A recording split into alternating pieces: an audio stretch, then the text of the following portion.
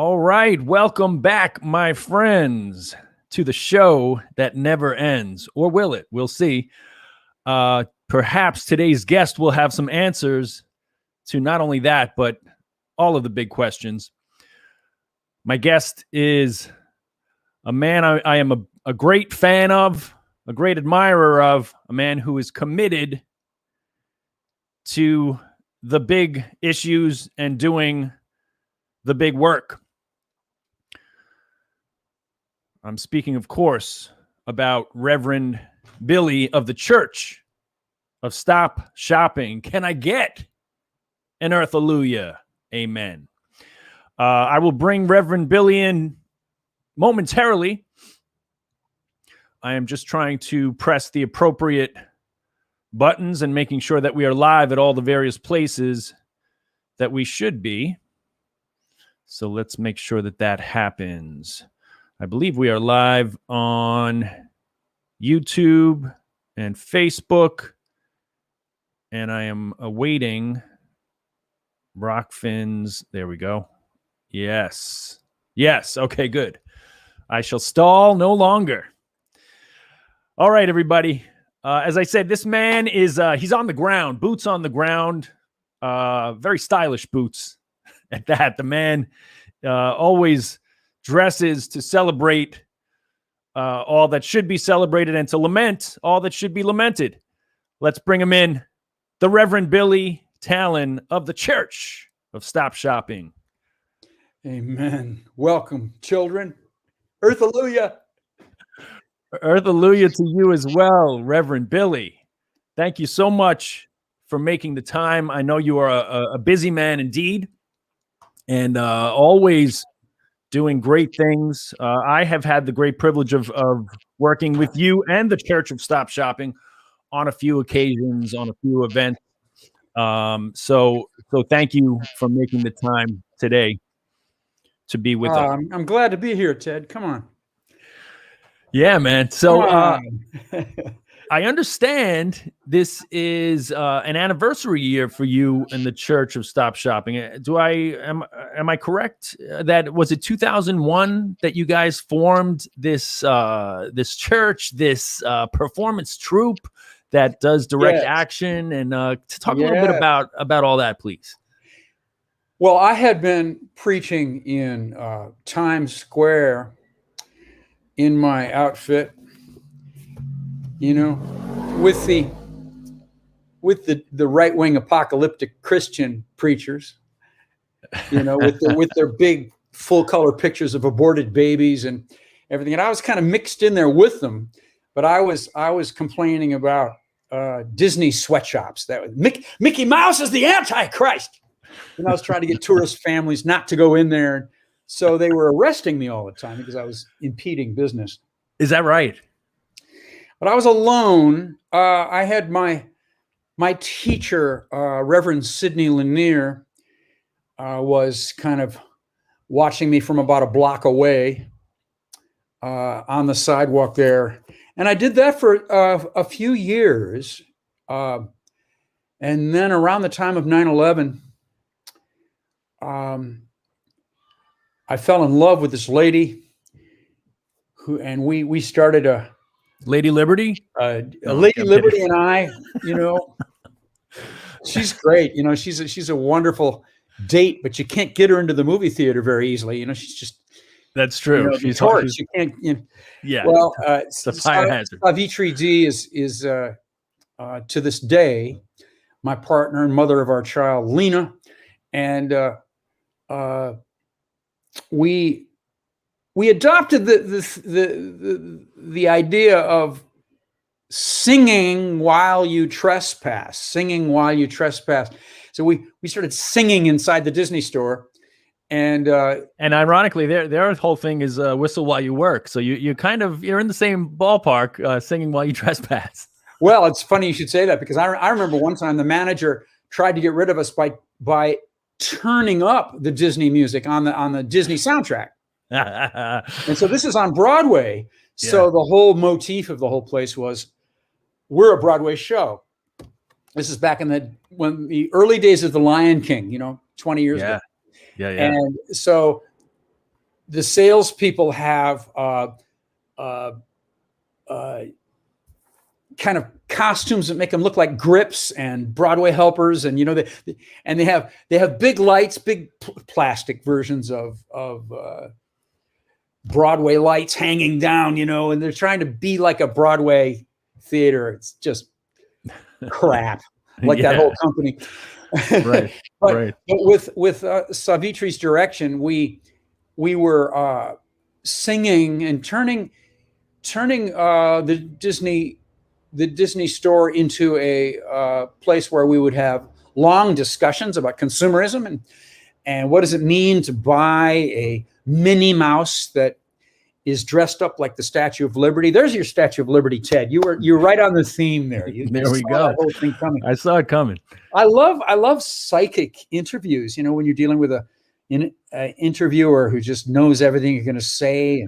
And I'm married to a psychic medium, so maybe by osmosis I get a little taste of it, a little bit. That's a taste of it. Yeah. Not osmosis. You're in love. All right. For sure. So you need a preacher to remind you. Thank you. Uh-oh. Thank you. There's a policeman outside my. Is that unusual? Oh no, it's a fire truck. Oh, okay. You wanna should I get arrested right on your show, Ted? Would you like that? Is that it would be a first, but I welcome it. Well, so that's what happened 20 years ago. This community came around the lonely sidewalk preacher, and they wanted to sing and confront the consumer society the way I wanted to. So both Savitri's partnership, both in life and activism, it blossomed beyond your lone wolf status of preaching in the belly of the beast of Times Square, and kind of broadened out to this church, which I find so fascinating. And it has that element of fun, which I find so necessary with resistance, with taking on capitalism. So tell me about, I guess you personally always had that element, but now with the church, you're kind of bringing in a whole other, it's almost a show. And I've been to your holiday Christmas shows as well, where you speak out against consumerism and against the ills of capitalism. So talk about that component of performance and fun when doing direct actions. Bringing humor into earth activism right now is a hell of a thing, because the apocalypse is so real. Last night in New York, we had a red moon. We had a bright red moon. No, I'd say that's the wrong characterization. It's kind of rusty colored red, like kind of like that dark red that the Golden Gate Bridge is painted, kind of that kind of color. Yeah. But I think everybody was calling it blood red. Maybe they've seen too many movies, but that was the bootleg fire. I mean, there are fires in Tahoe, there are fires all over the West Coast, but it comes across the country, and here it is. So the earth activism is, our humor can be dark humor now. I mean, I'd say it's not quite. Have you heard the one about the rabbi and the minister who went into the bar with ducks on their heads? It's not quite the same humor that. No. We used to have humor that was tuned into Mickey Mouse and tuned into Walmart and Starbucks, and there was something about those retail that is kind of comic. Sure. But more than 10 years ago, we started becoming pretty much exclusively the side of consumerism that we really became concerned about was the impact of our consumption economy on the earth. And so the humor and the music is still there, Sure. But we're counting our days until the abyss, aren't we, Ted? I mean, it's was Dante funny? I mean, Yeah, it depends on your You perspective. know, but humor and music, that combination, we owe our mentors would be ACT UP. Mm-hmm, As mm-hmm. far as singing while you become arrested and while you trespass in on the private property or the contested, shall we say, private public property, that's an old idea. That goes back to certainly the civil rights movement and certainly labor. You know, Mm-hmm. labor. So the women's movement is musical. All the social movements are musical. Sure. Uh, Such an important component, right? yeah, Because yeah. one of my recent guests spoke of Emma Goldman's famous quote about Dancing. dancing, right? There Yeah. needs to be dancing at the revolution. If there's no dancing in your revolution, I'm not gonna. What? Yeah. Yeah. My memory is even more approximate than yours. We'll get there together. But yeah, I think that is there's a catharsis, I think, that comes with that, and it draws people in, right? And you're used to, I'm sure there's such an audacity to what you do and a boldness and the spaces in which you do it that it appeals, it gets people's attention, because there is almost this malaise or certainly a kind of the consumerism in general brings about that type of almost sleepwalking through a space when you're in the Mickey Mouse store, whatever it's called, the Disney store. So what you're doing is a jolt to that space. Absolutely. And but there's an inviting nature to it, I'm sure, for children, but adults as well, to see someone performing. So I think that, to me, I find it so compelling. And does that element of it kind of renew your spirit? Because it's not like you're not just reciting facts about the impending apocalypse, although that's part of it, but you're doing so in a way where there's song and there is dance and there is, I guess, a celebration of our humanity, right? Is at the core of it. Absolutely, it nourishes us to breaking the theatricality of. Well, we've mostly been in fossil bank lobbies lately. And banks they're more like churches. They have a silence. And yes. Whereas Starbucks and Walmart and the Gap and the sweatshop stores we used to invade, Victoria's Secret, they had soundtracks, and they had like lots of visuals and very busy kind of theater. Banks are more kind of like a silent Protestant minister that doesn't say much, Yeah. So I'm a violation of banks just by my fluorescent pink outfit. And yeah.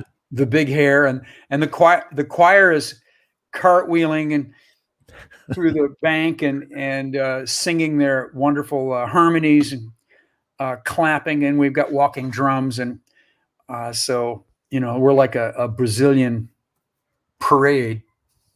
I feel like that's so necessary, right? I feel, sorry to interrupt, but I just feel like it's so necessary to wake people up and to bring life into these soulless, dead, capitalist spaces, to remind them of what makes us human.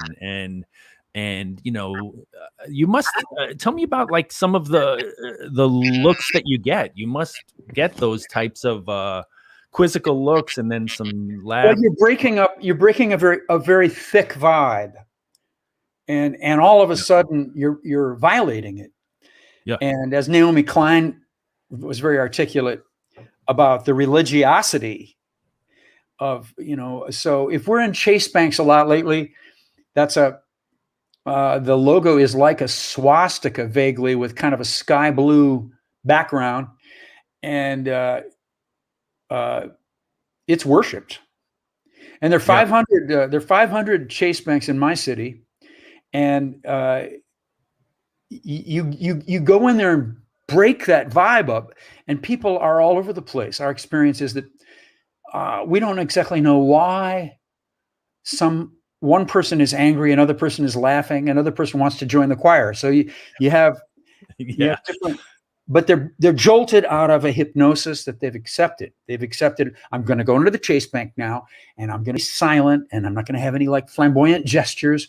It's going to be like, like a humorless Protestant church, and going to just do my business. I'm going to speak in whispers. Nobody raises their voice there. Yeah.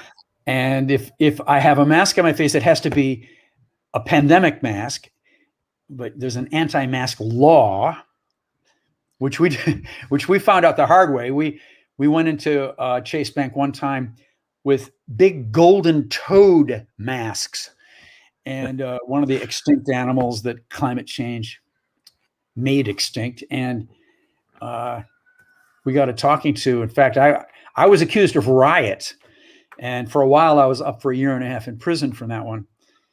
They thought we were robbing the bank. You can't cover it. You're not supposed to cover up your face. Apparently, Amazing. Yeah, it comes from the old days of like robbers who like had bandanas over their faces in Clint Eastwood movies years ago. Yeah. Only I don't know where that comes from, but that's the law is still in the books. You cannot cover up your face. Yeah.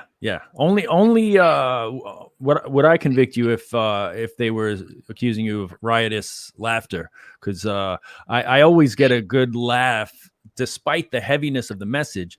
I guess it's almost reminiscent of like Abby Hoffman and the Yes Men and different people that that have that audacious disregard for the sanctimonious nature or the sacrosanct nature of certain spaces, be it a courtroom or be it a bank lobby or wherever it may be. Yes, Ted, it undermines the very relationship that we have with not just that space, but the larger things of capitalism and people exploring why is it that we are so reverential towards a system that is killing us.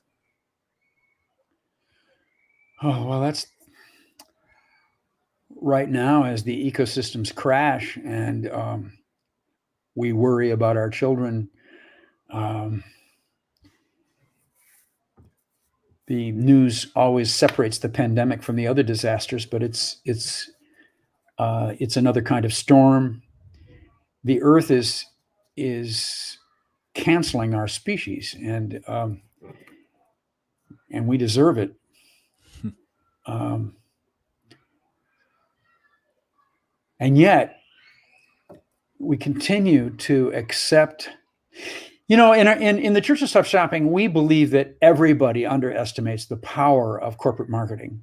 We see thousands of psychically, precisely manipulative events coming into our brains and into our bodies daily. And we see these young people coming out of various kinds of universities of higher learning, and they have a degree in manipulating desire, and the corporations give them big money right off the bat, and they come in and they teach TikTok how to make it impossible for us to look away. And they have arranged for corporations to have the rights of freedom and the First Amendment, personhood, and they have arranged for advertising to be defined as free expression. Disastrous effects in politics. So the out and out manipulative hypnosis that is coming into our minds from the profit motive, that is all protected. That is protected, and yet we burden ourselves with the responsibility to somehow, as activists, as earth defenders, we burden ourselves with the job of breaking through this hypnosis, and we practically have to jump up and down in front of people. Yeah, yeah, That's quite what literally. we do to Stop Shopping. We jump up and down in front of people, and we try to bring them out of this consensual hypnosis they're a part of.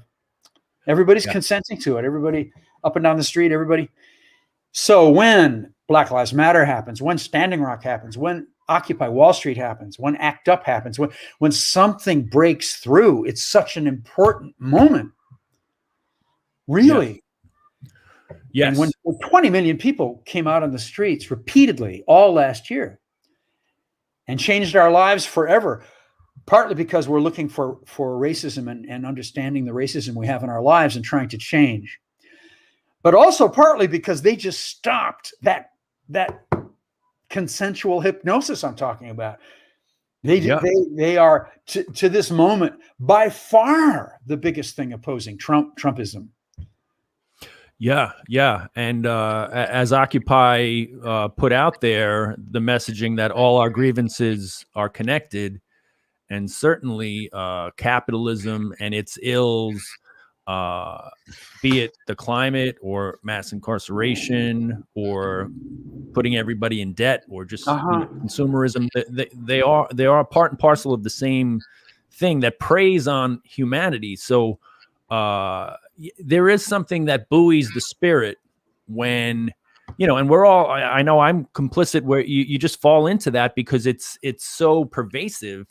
But you try to, in whatever ways, big and small, that you can, be part of these movements that are trying to pierce that, because, as you say, our very existence depends upon it. So from 2001 to now, over the course of the growth of Stop Shopping, it has become increasingly dire and really important work, and the messaging that you're doing becomes increasingly more urgent. So how do you deal with that? I mean, preach it, Teddy. God, this is good preaching. Because I find there's a surrender, right, that comes with it's such a good thing that you as a solitary reverend in Times Square found this church, because community is what I'm getting at. It's such an important part of sustaining your efforts, because it's not dependent on one. You're part of this larger ecosystem, and you lend your voice, you lend your talents to resistance, right? So do you speak a little bit about that dynamic, because it can become so overwhelming when you're fighting these forces that are so enormous. Well, you're absolutely right. The community has been harmonizing together, hitting those 6-part harmonies, and we are able to resist as a result of the love that we feel in taking care of each other. Of course, we live in New York. I mean, in New York, you really have to have some people that you can call on the phone and say, well, I'm having a rough day here. I think I'm going to go take a walk. I don't know what to do. And your friend says,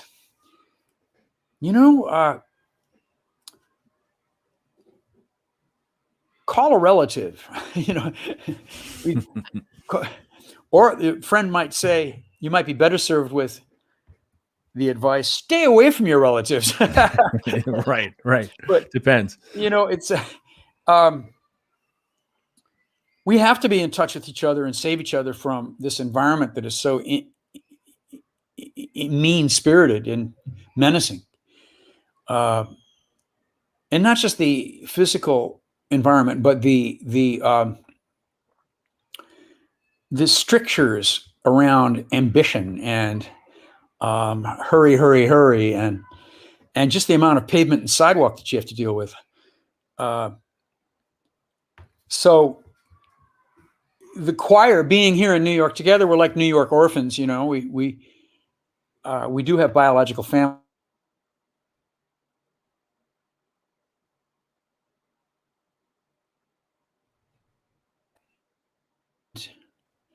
Oh, I'm sorry. Helping each other dream.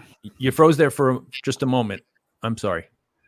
Just you were saying about the family element. Yeah, we serve the function of a neighborhood, a family, the closeness of the intimacy of being together and not talking that much, of being together and just walking or just holding hands or just being in this world together. Yes, it seems like when you're walking, when you're going into a Chase bank and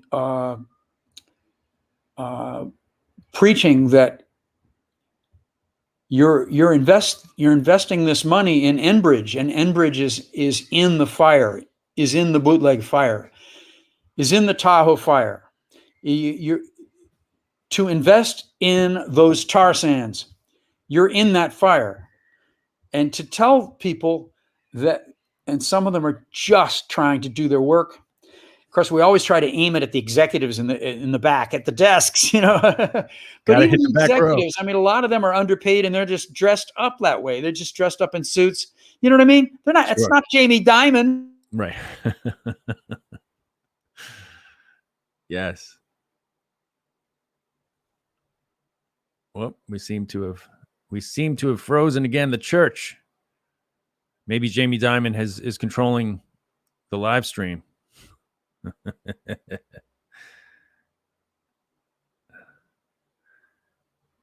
Billy, Reverend Billy, are you with us? Earthallujah, there we are. We're back. Is that my Wi-Fi signal here? Yeah, it froze a couple times. Yeah, it seems to be.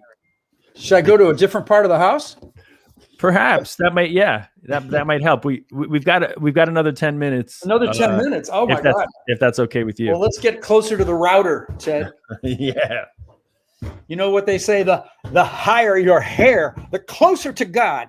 That's right. Amen. Earthallujah. So Billy, I wanted to ask you about all of these things that are happening right now, whether it's the floods all over Europe, the wildfires. I think there were floods in Newark, New Jersey recently. So pretty much wherever you are, as you said, the red moon, which probably some just experienced as a beautiful thing, is in fact because of fires across the continent. So all of these ripple effects of the climate crisis are, as you said, upon us and are kind of speeding up. Every time you hear the clock is ticking and it's getting closer, the amount of time we have to reverse all of these effects of climate crisis. So, what do you think? What do you think is the way to pierce the corporate impacts? Because that's really what most, I think, causes all of these effects that we're talking about. Certainly everyone has a hand in it or is complicit to some extent or another, but these large corporations, the very ones that you target, the very spaces you enter. So what do you see as the clock ticks more loudly with each passing day? What's the way to impact those corporate behemoths? Ted, my answer to that question is to kind of go away from the question. But I want the question to stay there. A strategy versus the big fossil companies, plastics, industrial agriculture, shipping and airplanes and shipping. Ocean shipping and airplanes are completely unregulated. They're just dumping poisons.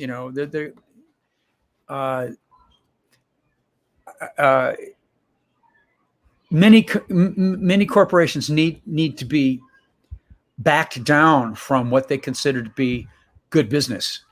Certainly, we've always said that. Stop Shopping is the name of our group. But if you broke up, if you went into the Disney company store with the Church of Stop Shopping and you broke up the Disney vibe, which is so thick and so strategical, and you took people out of that hypnosis, and you just went farther and farther into breaking up all the pavement and all the sidewalks and all the rats. And, if you kept, that's a New York image, isn't it? But if you just kept going down and down and down, and you went into the earth, all right? Yeah. And you went into the native ecosystem that was there. I think it's time for us to gain the power that we need to have in our resistance, which needs to be on another, like you say, it needs to be on another level. It can't be polite anymore. It's a different kind of resistance coming up to save our lives, save the lives of our neighborhoods and children. I think that we have to have a spiritual breakthrough with the earth. The earth is a living being. The earth is communicating to us with these storms. These are expressions. There's language in the wind, in the screaming wind. There's messages for us. The sixth extinction, well, the extinction's underway. We're losing hundreds of species every week. But this extinction is how the earth lives. It's how the earth survives. The earth is communicating with us about what it must do to live. I think lately, the last several years, the Church of Stop Shopping being an urban group, I think that we keep coming back to the earth cultures that precede capitalism. And even if you go back, precede Christianity, precede the imperialism of Rome, and so forth. The earth cultures, they know their ancestors are in the earth, and that their descendants are in the earth, and they're a part of a circle. And so they immediately have a completely different orientation to water and wind and animals and bacteria. And we have always been taught from our youngest days by the Enlightenment, by the Industrial Revolution, and by the Enlightenment, by Christianity and our various established religions, we have been taught that can't be us. But unless we have an understanding with the earth, where instead of going into the Chase Bank and just having a policy that is different, which is what the environmental movement traditionally does. I have a different belief system. I have data that's different than yours. Instead of doing it that way, you're going in there and you're finding in the souls of the customers there and the people who work there. And somehow you're communicating with the investors. You're going in there and you're saying, no, we're all the earth. We're made of the earth. We're sparked by the spirit of the earth. And the earth, all of us being a part of the earth, we're all going through something right now that has been misnamed an extinction. Bad name, isn't it? Kind of Christian sounding. It's like we're being punished. No, we're just finding a way to live. So an asteroid hit, capitalism hit, it's volcanic activity hit. It's another extinction. And life will survive this extinction because that's what extinctions are about. We have in our bodies, Ted, in your body, you have the DNA that precedes previous extinctions because life got through those extinctions. So we're laboring on behalf right now of life as a holy thing, life as something that goes beyond just the body of the human being. That's hard That's hard to grok. That's hard to live with. I want to live. Me. I want to have my personal identity survive. I want to Billy. It's all about Billy. I want to make it through this, But actually, we're right now in a process that is so much bigger than we are. And somehow we're so entrenched in our consumerism that it's not breaking into each of us as individuals yet. And isn't it interesting in a way, Billy, that very message, and the message we've kind of been talking about throughout of how we're bound together, is counter to the individualism and the competition and the singular pursuit that capitalism preaches. But our very existence depends upon this realization of our shared humanity, of the fact that the earth, like you say, is ironically in this time trying to rid itself of a virus, right? Of the virus of humanity that is essentially attacking the earth. So the answers, it seems, are in that kind of counter ideology of the ways in which we are human, the ways in which we are bound together, and that's what you preach, and the church is all about, and so many people are fighting back and voicing right now. So certainly, I have to again tell you how much I appreciate and admire all the work that you're doing, because I know that it's a service as well, and as you talked about, whether you're going to jail or facing court charges, or all of the folks in the church are putting themselves on the line, as so many people are, and that's what it requires. It really requires people to sacrifice for the whole, for the greater good. So thank you. Sacrifice, just operating off of that word, it has the word sacred in it. And right now we have to go to line 3. And with the Ojibwe and Lakota people. And we have to take the hit. And basically do what Winona LaDuke and her tribe of native peoples there suggest that we do. And we're going to go there and take the hit just as soon as we can. We invite people to contact the Church of Stop Shopping. RevBilly.com is our website, and that has an email function there. RevBilly, not Reverend. Another preacher got that. RevBilly. Another Reverend Billy got that. Yes, I am on RevBilly.com. RevBilly.com. I am on that mailing list, and I encourage everyone to get on that, because the work that you guys are doing is always so important. So I'm sorry, continue with the upcoming action. The plugging? No, please. It's the opposite of plugging. Well, we just got an invitation on our iPhones in the last couple of days from Winona LaDuke. She says, "Come out and I'll get arrested with you."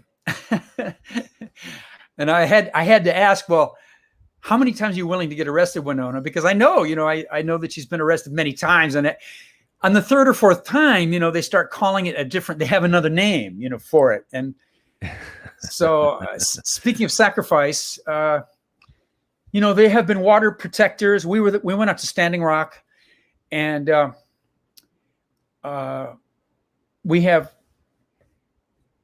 we know that that's a doorway. We know that's a doorway of meaning to people. It's pipelines with tar sands in it. It's pipelines with the fossil fuel in it. And we know that a lot of people understand what fossil fuels do. And hopefully, I just hear some thunder. As I'm talking, I'm hearing thunder outside. That's good preaching, Ted.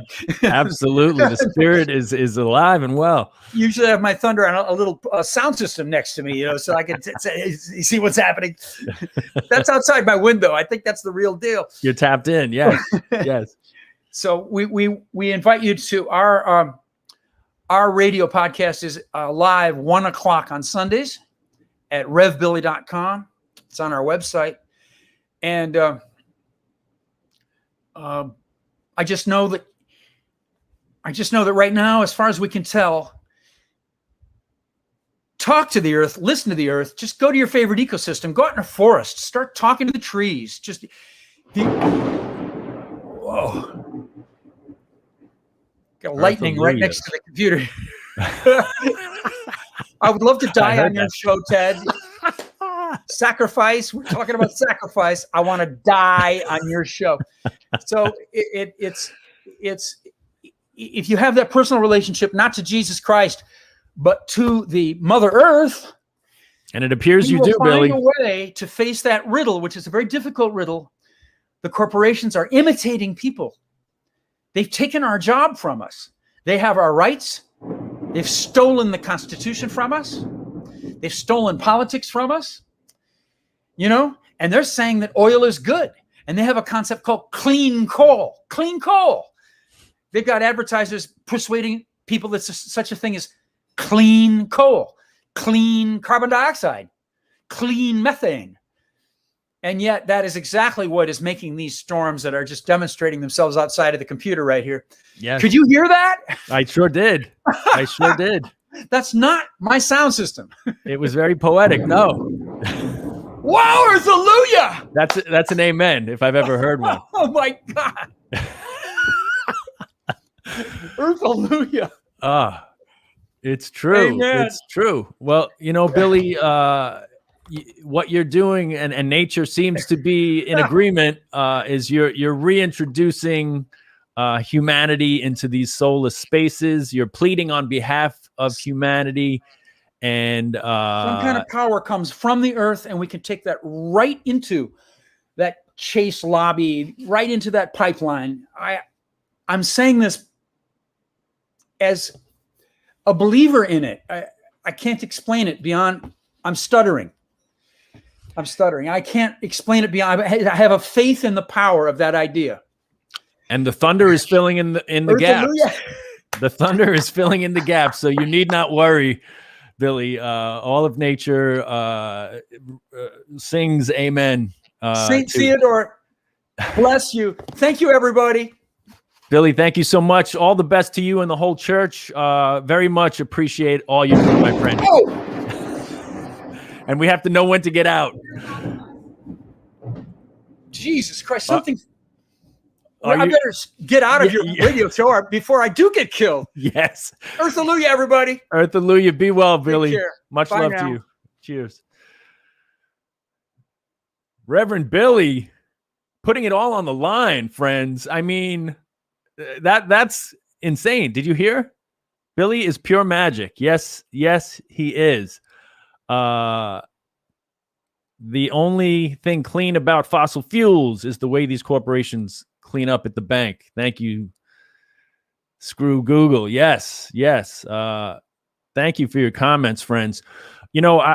I met Reverend Billy at Occupy Wall Street. Watched him preach and perform with the Church of Stop Shopping. And after that, got involved with him and the church in doing various functions, went to a couple of their direct action demonstrations in bank lobbies, went to their Christmas show. If you're in New York, I believe it's at Joe's Pub, if I remember correctly. I encourage you to go to see Reverend Billy and the Church of Stop Shopping, because it's beautiful, because it really takes the piss out of everything that is wrong with society, whether it's religion. He in the character of a preacher, he's genuinely preaching about the real ills of our society, of capitalism, of a system that's killing us, but doing so with humor, with music, with this choir behind him. So it's kind of, borrowing from church, and maybe in some sense, actually reinstilling this church with the real elements of spirit and the real elements of resistance and community and fighting for what's just. So I very much appreciate Reverend Billy and the Church of Stop Shopping and all the work they've done. You know, they've toured with Neil Young. And there's a great documentary. If you look up Reverend Billy Church of Stop Shopping documentary, this is a heavy cat. You know, this is a guy who's really, he's all about the work, all about commitment to resistance and to preaching on behalf of humanity. So, you know, no accident that they wound up hooking up with the likes of Neil Young, who's very much about all of those things as well. So thank you to Reverend Billy for making some time to preach in between claps of thunder. I mean, can it get any better than that, folks? You know, those were not, I was not, certainly not, we don't have the budget for fake thunder. But that was fitting, was it not? As Reverend Billy was talking about the earth and the way it speaks, if you listen, make time to convene with nature. Sure enough, claps of thunder, the likes of which I haven't heard in a while, were singing their approval and singing amen to Billy's every word. So thank you, friends. If you would, also good news about Rockfin. I know some people had expressed concern about creating an account or entering their email. Rockfin has now made it that you can just go and watch content there. There's no requirement that you create an account. So go to rockfin.com/Ted Alexandro. That's ROKFIN.com/Ted Alexandro. I'm trying to encourage people to watch there rather than at the corporate behemoths of Facebook or YouTube. More and more, I'm trying to drive people over to Rockfin because that is part of the creator economy where you can get paid for the work that you do. And also they uplift you to people that may be interested in what you're doing. It's not, it's not, what's the word I'm looking for? Surprising to me that as I was doing this broadcast on YouTube, Facebook, and Rockfin, I got a message that popped up. And I saw it peripherally, but I just did not pay attention to it. It says, "You're temporarily blocked. It looks like you were misusing this feature. You've been temporarily blocked from using it. If you think this doesn't go against our community standards, let us know." I don't know what that means. Facebook blocked me during this broadcast. That's the message that popped up on my screen. So I don't know exactly what happened, but I do know this for a fact, that both YouTube and Facebook do block certain accounts and certain messages, basically everything we were just talking about. They do not want to uplift these types of anti-corporate messaging, anti-capitalist messaging, because that's what they're all about, you know. So Rockfin, and I said this last episode and I'll keep saying it, in 3 months' time, I have the same amount of followers on Rockfin, and please subscribe me there if you're not. Follow me on Rockfin, whatever the word is, follow, subscribe, make sure that you're following my account. And as I said, you don't have to enter your email now. You can just go and do it. Rockfin.com/Ted Alexandro. I have the same amount of followers in 3 months that I do on my YouTube account. And I've had that for 15 years or whatever. And that's kind of been capped. Those numbers have just stagnated, flatlined, as so many people have. People are kind of leaving YouTube in droves and Facebook because, like, let's face it, it's kind of like, when a social media platform is dying or dead. People knew it with MySpace, and it's kind of feeling that way with Facebook and YouTube.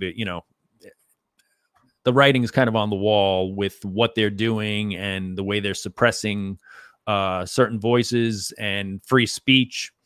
So my point being that Rockfin is all about helping you to grow and helping you to find people that may be interested in what you are talking about. So in 3 months' time, I'm close to surpassing the amount of followers I have on YouTube. So very grateful to all the folks at Rockfin for the things that they're doing to uplift people on their platform.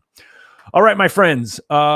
Thanks again to Reverend Billy, a very special guy. RevBilly.com. Go there and sign up for his newsletter for the Church of Stop Shopping and follow the important work that they are doing. And if you wish to support the Ted Alexandro Show, please go to patreon.com/Ted Alexandro. Check out the different tiers, the different bonus features, lots of bonus content there. Patreon.com/Ted Alexandro. All right, everybody. Thank you so much for watching. Earthallujah. Be well, and peace and love, one and all.